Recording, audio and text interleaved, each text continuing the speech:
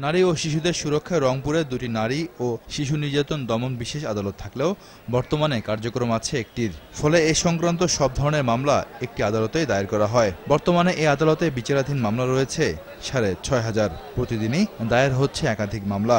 কিন্তু আদালতের বিচারক অবসর নেওয়ার পর নতুন বিচারক নিয়োগ না হওয়ায় গেল ৬ মাস বিচারক শূন্য আদালতটি। এই অবস্থায় আদালতে এসে বিচার না পেয়ে ফিরছেন ভুক্তভোগীরা। জজ না থাকার কারণে ফলাফল পাই না। হরান পেরেখান আমি 7 বছর তো ঘুরতেছি। এখানে জজ নাই, এখানে মানে কারণ ভালো মন্দ কোনো দেখাশোনার কোনো দায়িত্ব বলতে কিছু নেই। আসতেছি, তারিখ করেছে, যাইছি, ঘুরেছি, মানে ঘুরেইতে আছে। আদালতের মামলা জট কমানোর পাশাপাশি ন্যায় বিচার নিশ্চিতে দ্রুত বিশেষ এই আদালতে বিচারক নিয়োগের দাবি আইনজীবীদের।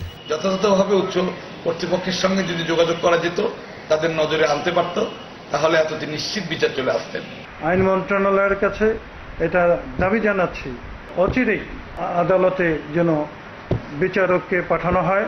আদালতে বিচারক পদায়নের পাশাপাশি আরও একটি বিশেষ আদালত দ্রুত চালুর কথা জানান সরকারের এই আইন কর্মকর্তা। আমরা মন্ত্রণালয়ে যোগাযোগ করছি, তারা চেষ্টা করতেছেন একজন ভালো বিচারক দেওয়ার জন্য, পাশাপাশি আরও কোর্ট দেওয়ার একটা নীতিগতভাবে সিদ্ধান্ত হয়ে গেছে।